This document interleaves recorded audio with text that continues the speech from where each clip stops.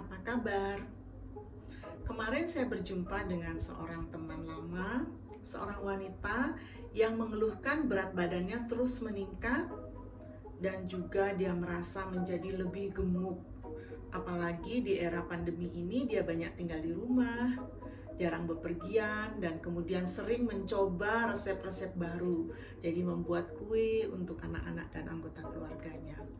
Meskipun dia bisa menghibur diri mengatakan tubuhnya menjadi lebih berisi, kelihatan lebih segar. Tetapi dia juga ragu-ragu, apakah saya menderita kelebihan berat badan atau obesitas atau kegemukan? Nah, apa itu obesitas? Apakah kita bisa menduga obesitas ini hanya dengan melihat berat badan? Yuk kita cari tahu. Obesitas adalah kelebihan lemak tubuh. Nah, untuk mengetahui kelebihan lemak tubuh ini sesungguhnya kita memerlukan pemeriksaan. Pemeriksaan yang dapat dilakukan antara lain adalah magnetic resonance imaging atau disingkat MRI, atau bisa juga dengan pemeriksaan computed tomography scan atau disingkat CT scan, atau dengan pemeriksaan dual energy X-ray absorptiometry disingkat dengan DEXA. Nah, ketiga pemeriksaan yang saya sebutkan tadi sesungguhnya adalah melakukan pemindaian kepada tubuh kita dan kemudian mendeteksi komposisinya, tulang, lemak, otot, dan kemudian juga dapat mengetahui di mana distribusinya. Hanya saja pemeriksaan ini tentu kita ketahui membutuhkan alat dan biaya yang mahal, sehingga tidak praktis untuk kita lakukan dan praktekkan untuk sehari-hari, dan hanya dilakukan pada kondisi-kondisi khusus. Nah, ada pemeriksaan lain yang juga dapat dilakukan untuk menduga apakah terjadi kelebihan lemak tubuh, yaitu dengan pemeriksaan bioelectric impedance atau disingkat dengan BIA. Nah, hanya saja pemeriksaan ini juga memerlukan alat khusus. Sebenarnya teknik pemeriksaannya sederhana. Hanya saja dalam interpretasinya seringkali dipengaruhi oleh beberapa faktor-faktor. Misalnya kondisi pada saat kekurangan cairan atau sebaliknya kelebihan cairan akan mempengaruhi hasil pemeriksaan BIA ini.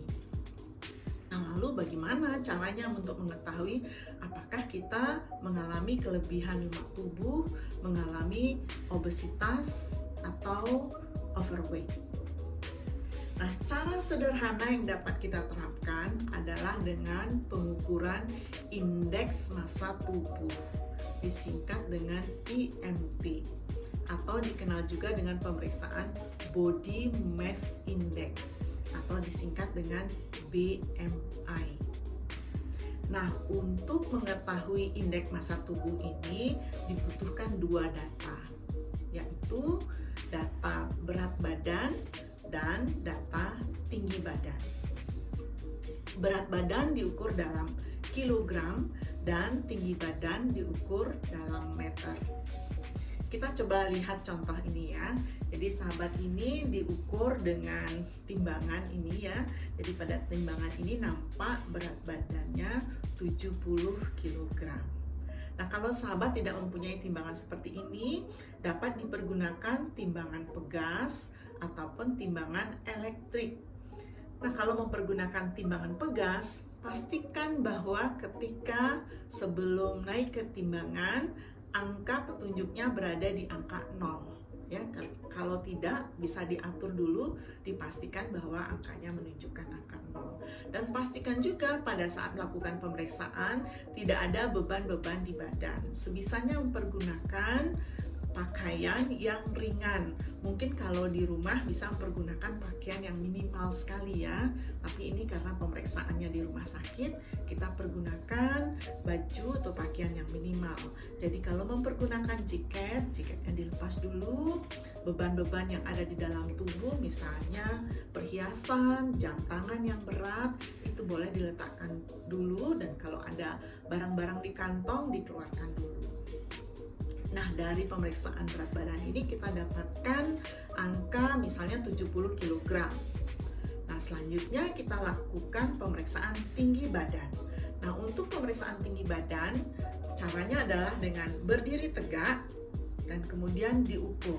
Nah, kalau tidak mempunyai alat seperti yang saya pergunakan untuk sahabat kita ini, kita dapat juga melakukan pemeriksaan tinggi badan dengan cara yang sederhana, yaitu berdiri di dekat tembok, kemudian dicari bagian tertinggi dari kepala, selanjutnya diberi tanda di tembok. Nah, dari tanda ini kemudian ditarik garis lurus ke bawah sampai di lantai, kemudian diukur dengan meteran ataupun dengan penggaris. Nah, ini menunjukkan tinggi badan, dan kalau ukurannya dalam sentimeter nanti tinggal diubah ke dalam meter dengan cara dibagi 100. Misalnya pada sahabat ini kita dapatkan tinggi badannya 171 cm atau 1,71 meter. Nah, untuk mengukur indeks massa tubuh, maka berat badan dalam kilogram dibagi dengan tinggi badan dalam meter kuadrat.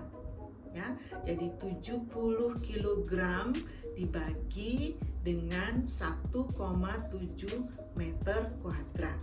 Kita dapatkan angka 23,93 kg per meter kuadrat. Kita ambil contoh satu lagi ya. Jadi misalnya kalau seorang wanita mungkin berat badannya lebih ringan ya. Berat badannya katakanlah 55 kg. Kemudian tinggi badannya 160 cm. Nah, ini berarti 55 kg dibagi 1,6 meter kuadrat. Jadi indeks massa tubuhnya adalah 21,48 kg per meter kuadrat. Nah, setelah mendapatkan angka ini, angka indeks massa tubuh ini kita cocokkan dengan angka referensi. Apakah dia masuk normal, ataukah underweight atau berat badan kurang, atau sebaliknya overweight atau berat badan lebih. Nah, kalau kita lihat kriteria rujukannya, WHO sudah membuat kriteria rujukan. Nah, kriteria rujukan pertama ini dibuat untuk orang Eropa, di mana yang disebut normal itu adalah 18,5 sampai 24,9 kg per meter kuadrat. Kemudian kalau di bawah 18,5 itu masuk kepada underweight. Sebaliknya di atas 25 disebut sebagai kelebihan berat badan atau overweight. Dan kemudian overweight ini dibagi lagi tergantung berapa angkanya, apakah dia obes 1, obes 2, atau obes 3. Nah, penentuan dari titik potong angka yang disebut sebagai normal, underweight, ataupun overweight ini didasarkan atas data statistik dari populasi rujukan. Dan data ini juga disesuaikan dengan data kesakitan atau morbiditas dan data kematian atau data mortalitas yang terkait dengan berat badan ini. Nah, karena itulah angka rujukan pada orang Eropa ini tidak serta-merta bisa kita terapkan pada orang Asia, termasuk juga pada orang Indonesia. Nah, untuk data pada orang Indonesia, kita mempergunakan angka rujukan yang lebih rendah. Indeks massa tubuh yang normal untuk orang Asia dan juga orang Indonesia termasuk di dalamnya, dan orang di Pasifik atau kita sebut sebagai Asia Pasifik, normal indeks massa tubuh berada antara 18,5 sampai 22,9 kg per meter kuadrat. Nah, apabila lebih dari 23, ini masuk kepada kelebihan berat badan. Untuk underweight, angkanya sama ya, di bawah 18,5 itu masuk kepada underweight. Nah, untuk kelebihan berat badan ini dibagi atau dibedakan menjadi dua. Yang pertama adalah kelompok yang at risk atau dengan risiko tinggi, di mana cut off atau titik potongnya adalah 23 sampai 24,9 kg per meter kuadrat. Nah, untuk indeks massa tubuh 25 atau lebih ini disebut dengan obes ya.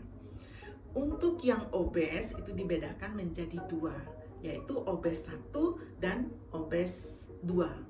Obes 1 adalah berada antara 25 sampai 29,9 kg per meter kuadrat. Sedangkan obes 2 adalah kalau indeks massa tubuh 30 atau lebih kilogram per meter kuadrat. Nah, sahabat diabetisi, kadang-kadang indeks massa tubuh ini bisa misklasifikasi pada kelompok tertentu. Saya berikan contoh.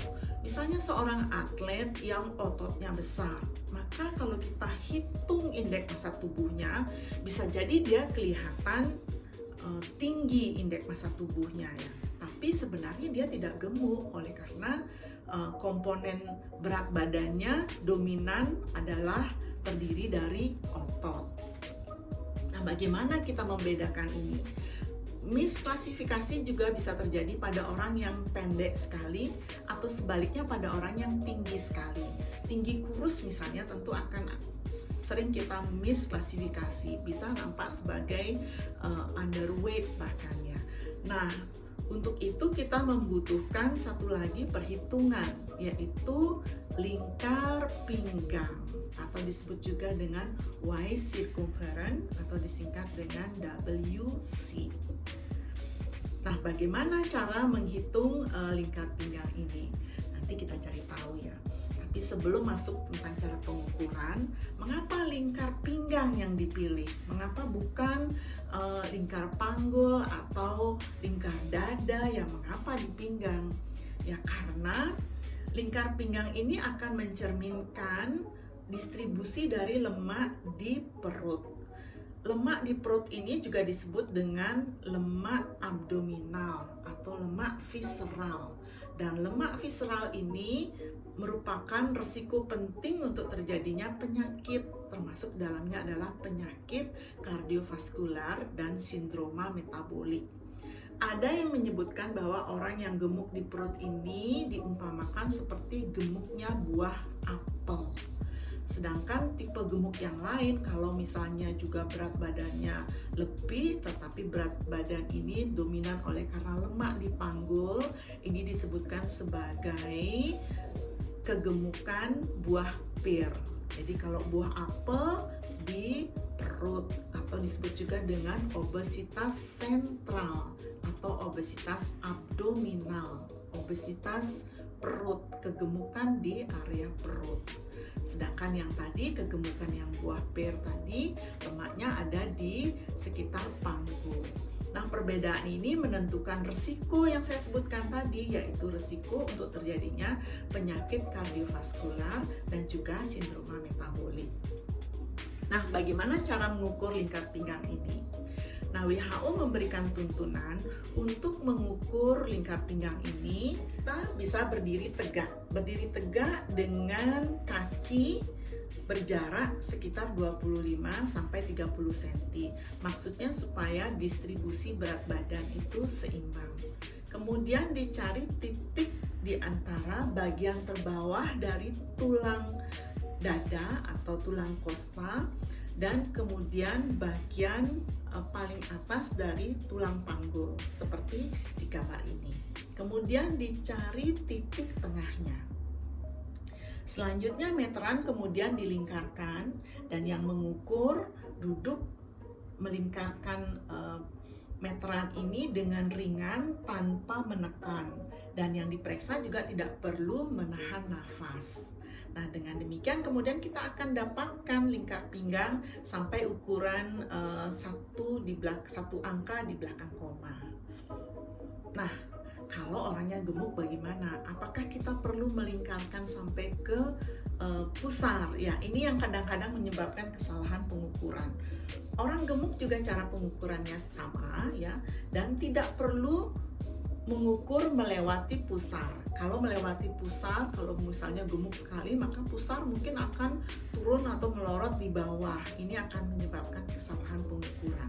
Tetap caranya mengukur dengan mencari titik tengah, kemudian diukur dengan mendatar tanpa memberikan tekanan. Kita lihat pada contoh ini, tadi sahabat kita yang lebih kurus itu lingkar pinggangnya 78,7 cm. Sedangkan sahabat kita yang lebih gemuk ini ternyata lingkar pinggangnya 113,4 cm. Nah, apa artinya angka itu? Pada orang Eropa, yang disebut dengan obesitas sentral pada wanita adalah apabila lingkar pinggangnya lebih dari 88 cm. Dan pada laki-laki apabila lebih dari 102 cm. Nah, seperti saya sampaikan tadi, tidak serta-merta angka rujukan pada orang Eropa ini kita bisa terapkan pada orang Indonesia. Pada orang Indonesia dan orang Asia Pasifik, lingkar pinggang yang menjadi titik potong ideal adalah wanita di bawah 80 cm, sedangkan laki-laki di bawah 90 cm. Nah, sahabat diabetisi, sekarang sudah tahu dong bagaimana caranya mengetahui apakah Anda memiliki berat badan yang normal dilihat dari indeks massa tubuh, ataukah underweight, atau sebaliknya overweight atau obese. Kita ukur yuk. Demikian juga Anda sudah tahu bagaimana caranya mengetahui apakah kita mengalami obesitas sentral dengan cara yang mudah sekali. Timbang berat badan, ukur tinggi badan, ukur lingkar pinggang. Kemudian cocokkan dengan angka referensi yang saya ceritakan tadi. Nah, sahabat, kalau ada di antara sahabat yang ternyata mengalami kelebihan berat badan atau obesitas sentral, beritahu saya ya. Nanti kita cari tahu lagi lebih lanjut bagaimana caranya mengatasi supaya tidak mengalami kelebihan berat badan lebih lanjut dan supaya tidak terjadi obesitas sentral. Sampai jumpa.